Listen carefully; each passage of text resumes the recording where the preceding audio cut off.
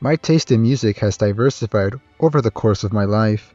In fact, I like all kinds of music.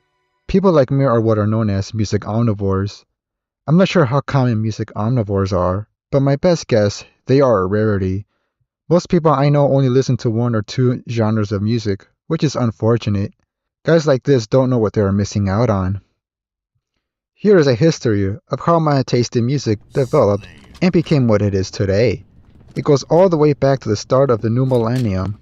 Obviously, I existed before 2000. That is the last year I remember being conscious though, so that's where I am starting at. The first type of music I was listening to was gangster rap, because I grew up in the hood. You know, the ghetto.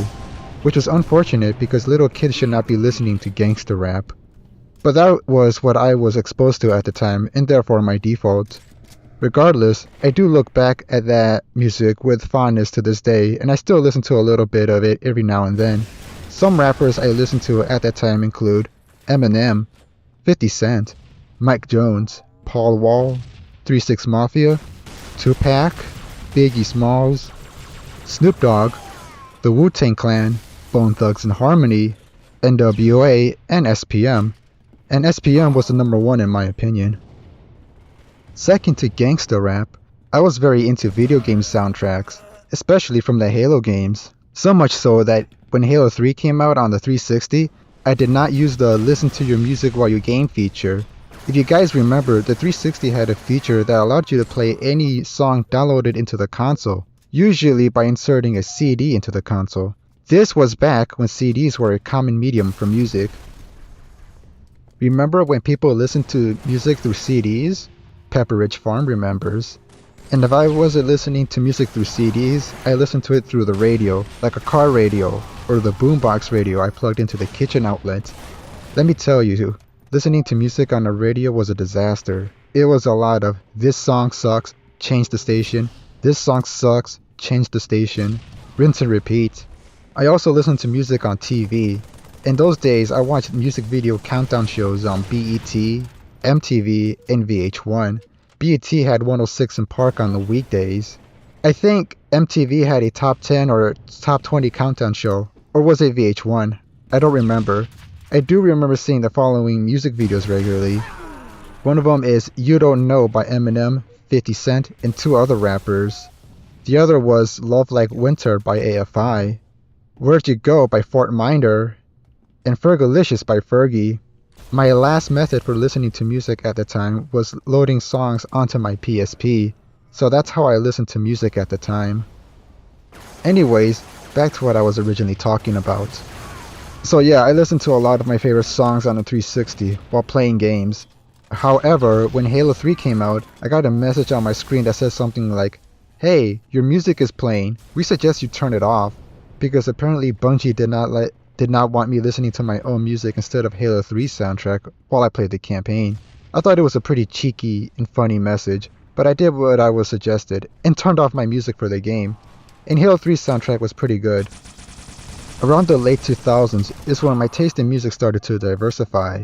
Before then, it was a lot of hip-hop, with a little bit of R&B and reggaeton thrown in. I was slowly getting into listening to rock and roll and its subgenres. The first rock song I liked was Blow Me Away by Breaking Benjamin, because it was in Halo 2 obviously. The second rock song that I liked was Miss Murder by AFI, and only because I randomly stumbled across it on MTV one day.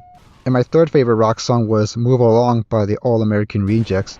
For some odd reason, it was playing on the same radio station where I listened to hip-hop songs, so it was kinda shoved in my face, but I liked it anyway. A short while later, I got into listening to old music, like music from the 50s, 60s, 70s, and 80s. In other words, boomer music. And I got into this music because I saw an infomercial on TV one day about a CD collection featuring old songs. It was like those commercials where there are these music video snippets with a list of songs scrolling on the screen. If you have seen those buzz cuts, and now that's what I call music commercials, you'll know what I'm talking about. But yeah, that commercial got me hooked on decades old music. At the time, I felt weird about it because I was a kid listening to boomer music. Later on, I found out I wasn't alone, however. There were kids I went to school with and young YouTubers I followed at the time that listened to songs that were in the ballpark of what I was listening to. This usually included classic rock artists like Led Zeppelin, AC/DC, The Beatles, Elvis Presley, and Chuck Berry, just to name a few. From there, I went deeper into the old music rabbit hole. I started listening to music from the World War II era, the Great Depression era, and the Roaring Twenties. A lot of jazz, blues, and big band music. From this point, I got interested in a lot of old media, not just music. I was also watching black and white movies and TV shows. I watched movies on the AMC TV channel. Around the same era, that is, mid to late 2000s, I discovered my new music obsession, and that was music I heard on Adult Swim bumpers. I found this website called Bumpworthy, and what it did was identify the songs that were playing in those Adult Swim bumpers. For a long time, when I was watching shows like Family Guy, Futurama, and Toonami animes, I had no idea who was making those songs that briefly played in between my favorite shows and commercial breaks. So when I stumbled across Bumpworthy, it felt like a gold mine. I finally got to listen to the full songs I liked during my early childhood. The songs that were featured in the bumpers were usually from artists from Ninja Tune, Stone's Throw, and Warp Records. So if you're familiar with those record labels, you would know what kind of artists I'm talking about. Now I'm getting into the late 2000s to 2010s era, and this is when I started listening to metal and any adjacent genres. At this point, I have stopped listening to hip-hop regularly, and that has remained true to this day. I have no desire to listen to rap music unless it's from the 90s or the early to mid 2000s. Anyways, at this era, I had a desire to listen to music that was very edgy and provocative, and metal was the right genre for this. I listened to bands like Megadeth, Slipknot, Rammstein, Disturbed, and Korn, just to name a few. Oh, and especially Kevin Sherwood and Elena Segment songs. They are the guys that made the songs for Call of Duty Black Ops Zombies. Some of you might remember those songs if you hunted for Easter eggs a lot in those games. Speaking of metal, I stumbled across another genre of music through my craze for metal, and that genre was industrial. A lot of you guys have probably never heard of this genre of music because it's pretty underground. It sounds a lot like metal in that it's very dark, transgressive, and provocative, but it usually doesn't have guitar sounds. Industrial songs are mostly made with synthesizers and sequencers, so it's an electronic subgenre. To put it simply, it is like party techno mixed with screamo.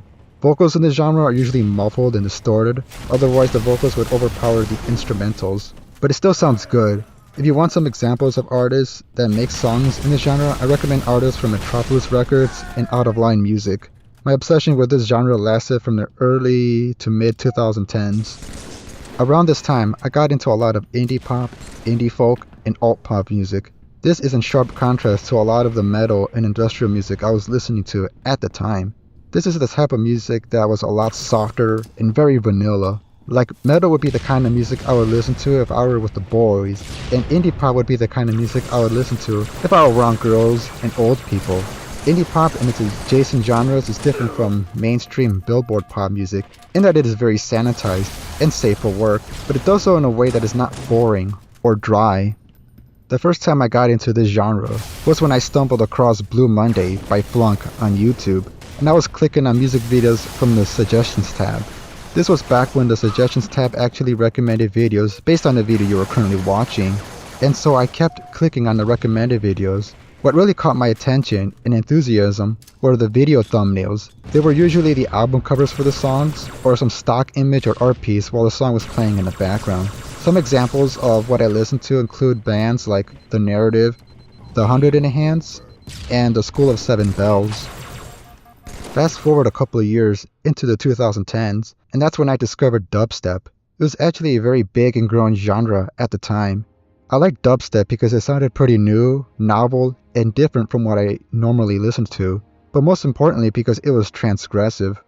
It was the kind of music you would make your boomer parents listen to and get a reaction out of them. Most of the dubstep I listened to came from the UKF Dubstep YouTube channel, but also from other sources like gaming and tech YouTubers playing dubstep songs in their videos. Gone were the days where you would constantly find videos playing Paralyzer, Bodies by Drowning Pool, and 009 Sound System. I also found dubstep songs through the Suggestions tab on videos. They usually had catchy thumbnails. And lastly, I stumbled across small YouTubers who also made dubstep songs. 9 times out of 10 I found them through looking up tutorials on how to make dubstep music, because at the time I was thinking of getting into music production. I still have a passion for music production, more on that later. Around the mid 2010s, say 2015, I started getting less interested in dubstep and more interested in EDM, trap, and alt pop. This was around the time I discovered music channels like Going Quantum Podcast, Monster Cat, No Copyright Sounds, Trap Nation, Mr. Suicide Sheep, Proximity, etc. You know those kinds of channels where like random artists just like upload their music and then they get promoted through those channels? Yeah, that's what I'm talking about.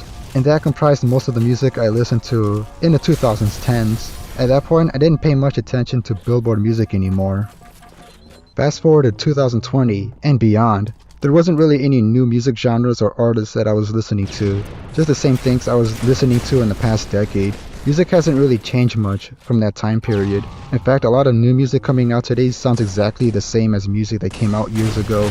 Because of the lack of novelty from today's music, I decided to go back in time, to the early 2000s, to listen to songs that existed at the time of my childhood, but never got to hear until my adult years. I have been searching old songs since the pandemic to the current year 2024, and that's where I am at now in my music journey.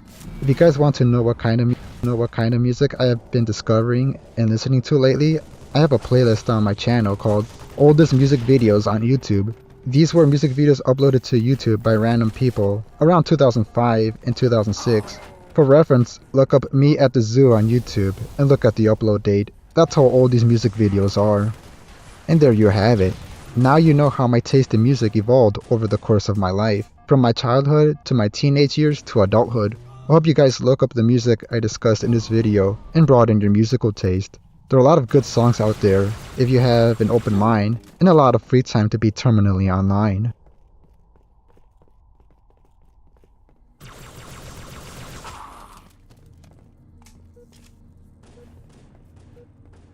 Game over.